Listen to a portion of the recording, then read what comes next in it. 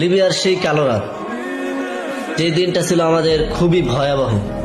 আমরা ভাবছিলাম যে দুনিয়ার বুকে আমাদের কয়েকটি সেকেন্ড বাকি আছে, হয়তোবা আমরা বেশিক্ষণ বাঁচবো না। দুনিয়ার বুকে আর মাত্র কয়েকটা মিনিট, কয়েকটা সেকেন্ড আমরা বাঁচবো, এরকম লাগতেছিল। আমাদের রুম থেকে 6টা বাজে বের করলো, দৌড়াইয়া তাড়াকুড়ার মধ্যে দিয়া যাইয়া বসলাম ভোট ঘরে। ভোট ঘরে থেকে রাত 10টা বাজে এক গাড়ির মধ্যে 20 জন করে উড়াইয়া 3 গাড়ি বইরা নিয়ে গেল সমুদ্র পার। সমুদ্র পার এরকম ছিল, খেজুর গাছের কাটায় পুরা বিছাইন ছিল, তার মধ্যে দিয়া দৌড়াইয়া পার মধ্যে কাটা কুড়া হাইন্দা খুবই কষ্টের মধ্যে। হ্যাঁ, সমুদ্র ঢেউ এত জোরে বইতেছিল যে প্রত্যেকটা মানুষ আতঙ্কে ছিল যে আমরা কিছুক্ষণ আর বাঁচব। আজ যখন 12টা বেজে গেল, ঠিক তখন আমাদের সমুদ্র পার একবারে পারে নিয়ে গেল। পারে নেওয়ার পরে খেজুর গাছের পাপড়া দিয়ে চেয়ারে যেইভাবে পারে বাড়ি ছাড়লো, চার যে জায়গায় লাগে। তারপরে উঠাইলো বোটে। বোটে উঠলাম, সাগরের মধ্যে যখন নামলাম, নামার পরে এক গেরা কেদার মধ্যে হাইন্দা গেলাম। হল থেকে হাতরে হুতরে বোটের মধ্যে উঠলাম। মনে হইতেছিল যে আর বেশিক্ষণ বাঁচবো না।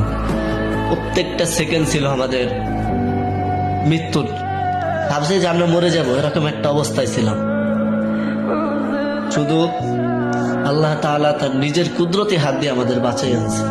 যারা লিবিয়া দিয়ে আসছে তাদের জীবনে তারা এটা কখনো বলবো না যে যেদিনকে তারা রিসিভ শিপে উঠছে, যেদিনকে তারা ল্যাম্পোসা পৌঁছাইছে, এই দিনটার কথা কখনোই বলবো না।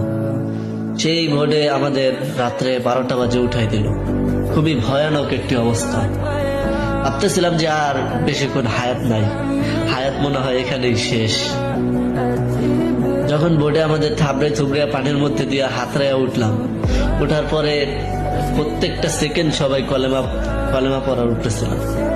ঠিক তখন আমাদের বাঁচাই আনছে সি-ওয়াচ 5। তারা যদি না হইতো হয়তো আজকে আমরা দুনিয়াতেই থাকতাম না। সমুদ্র এরকম উত্তাল ছিল যে আগে কেউ কখনো, আগে যারা আমাদের সাথে গেম দিছে, আগে তো অনেকে গেম দিছে 2-3টা, তারা বলছে যে সমুদ্র এত উত্তাল তারা কখনোই থাকে না। যতটা উত্তাল ছিল তার মধ্যে আমাদের গেম হয়েছে। আল্লাহ তাআলা আমাদের হায়াত দিছে, বেঁচে আছি। তবে যা দেখে আসছি, যারা সাগরের মধ্যে যে ঢেউ দেখে আসছি, মৃত্যুরে একবার আমরা কাছ থেকে দেখছি। মৃত্যুটা যে আমাদের কতটা কাছে ছিল আমরা দেখছি।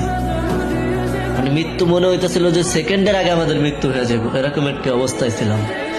আর লিবিয়ার সেই কালো রাত অনেকেরই আছে, বেশিরভাগই মানুষের রাত 10টা, 11টা, 12টা, আমাদের ছিল 12:30। খুবই ভয়ানক একটি রাত ছিল। ইনশাল্লাহ যারা লিবিয়া আছেন আপনারা সবাই আসতে পারবেন। আল্লাহর কাছে সবসময় দোয়া করি, তো আমাদের জন্য দোয়া করবেন যাতে আমরা ভালো থাকি সবসময়। আপনারা খুব শীঘ্রই চলে আসবেন ভাই, আপনাদের জন্য মন খুলে দোয়া রইল। ধৈর্য ধরেন, আল্লাহ তাআলা আপনাদেরও নিয়ে